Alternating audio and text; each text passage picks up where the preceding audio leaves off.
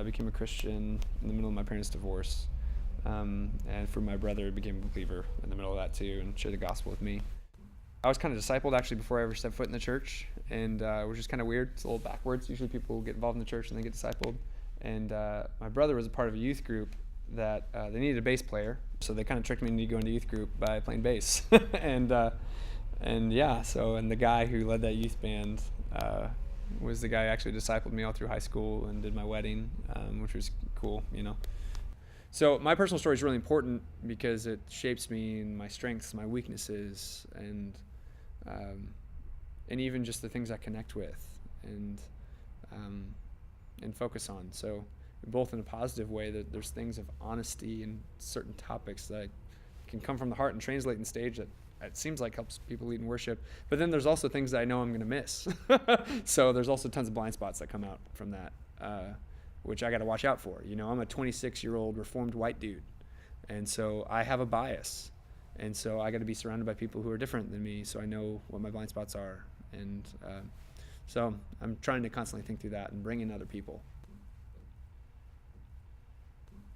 So when we knew we were coming to Louisville, it seemed pretty clear as we're, wrestling through churches and stuff. The question isn't whether or not there are solid churches, because there's like a million solid churches to find, but what churches kind of doing the ministry you want to be doing long term. And I knew just from what I knew about Sojourn is they're doing a lot of things I wanted to be a part of.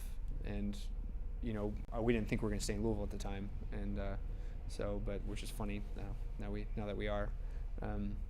It was just pretty clear that, like, hey, Sojourn's a good place for us. And I'm a guy with long hair and a tattoo, which kind of I don't really fit the Baptist mold culturally, so Sojourn just kind of felt more homey, honestly. So but yeah, I feel like we rehearse what it's like to worship God in a vast expanse of the human experience, just like the Psalms do, of what it's looked like to worship God in amidst great joy, great trial, not just like confession of sin, but also external suffering and, pleading for help against the enemy, and but also help against myself when myself is the enemy, which is very often.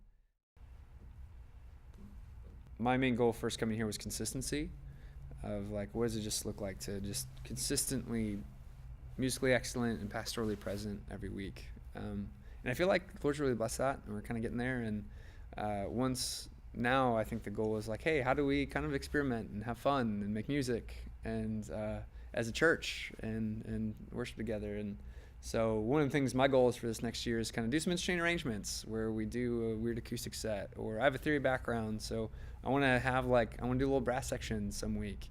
And because the people really love that and appreciate that, and it kind of hits people's heartstrings and kind of their cultural heart languages, and which just usually it just responds in worship. And so so that's one of my goals.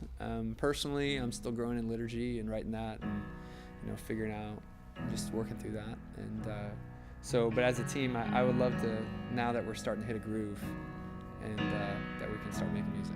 So, yeah. Let the King of my heart be the mountain when I run, the fountain I drink